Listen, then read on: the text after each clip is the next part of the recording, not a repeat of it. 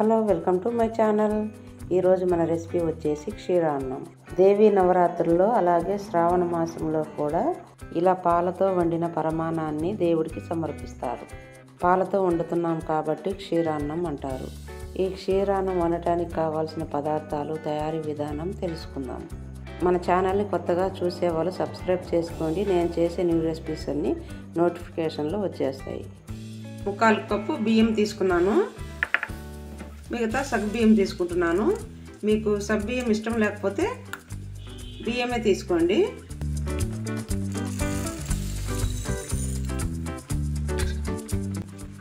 ఇదంతా ఒక గిన్నెలోకి వేసుకొని ఇందులోకి నీళ్ళు వేసుకోవాలి. నీళ్ళు వేసుకొని ఈ బియ్యము, సగ్గుబియ్యము ఇదంతా బాగా 2 సార్లు శుభ్రంగా కడిగి మళ్ళీ వాటర్ వేసి 1 గంట సేపు ఇలాగే వదిలేసేయాలి.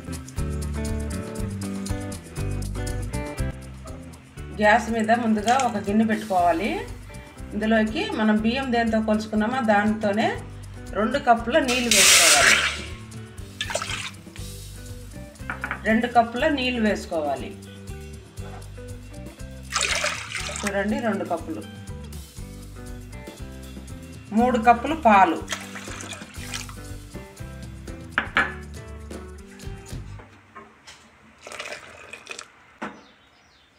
3 కప్పులు పాలు వేసుకున్నాను. మీరు కావాలంటే 3 కప్పులు పాలు కాకుండా 5 కప్పులు పాలైనా వేసుకోండి, చాలా టేస్ట్గా ఉంటుంది. ఇప్పుడు గంట సేపు నానబెట్టుకున్న బియ్యము, సగ్గు బియ్యం ఉంది కదా, ఇది ఇందులోకి వేసేసుకుందాం. ఇప్పుడు ఇది మీడియం ఫ్లేమ్లో ఉడకబెట్టుకోవాలి. హై ఫ్లేమ్లో పెడితే పాలు కదా పొంగిపోతుంది. ఇలా మీడియం ఫ్లేమ్లో పెట్టుకొని ఉడకనిద్దాం. పక్కన ఒక గిన్నె పెట్టుకొని ఇందులోకి అదే కప్పులో 1 కప్పు బెల్లం వేసుకోవాలి. 1/4 కప్పు, చూడండి కొంచెం ఎక్కువ. ఇందులోకి ఇప్పుడు 1/2 గ్లాస్ నీళ్ళు వేసుకున్నాము. ఈ బెల్లం అంతా బాగా నీళ్ళలో కరిగిపోవాలి. గ్యాస్ లో ఫ్లేమ్లో పెట్టుకొని ఇలా మూత పెట్టుకొని, మూత అంటే పూర్తిగా ముయ్యొద్దండి, ఇలా హాఫ్కి ఇలా కొంచెం ఇలా మూత పెట్టుకొని ఉడికించుకోండి.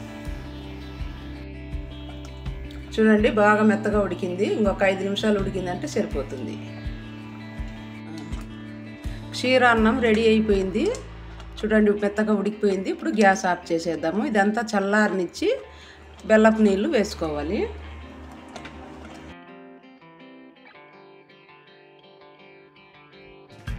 బెల్లపు సిరప్ అంతా చల్లారింది. ఇప్పుడు దీన్ని ఫిల్టర్ చేసుకోవాలి.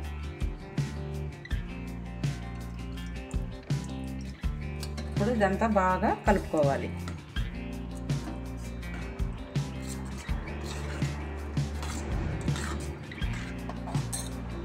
ఇప్పుడు ఇందులోకి 2-3 ఇలాచి పొడి, మెత్తగా దంచుకున్న ఇలాచి పొడి వేసుకోవాలి. చిటికెడు అంటే చిటికెడు పచ్చికర్పూరం వేసుకోవాలి. గుడిలో ప్రసాదంలా ఉంటుంది. మీ కాడ ఉంటేనే వేసుకోండి. ఇది వేయడం వల్ల చాలా టేస్ట్గా ఉంటుంది.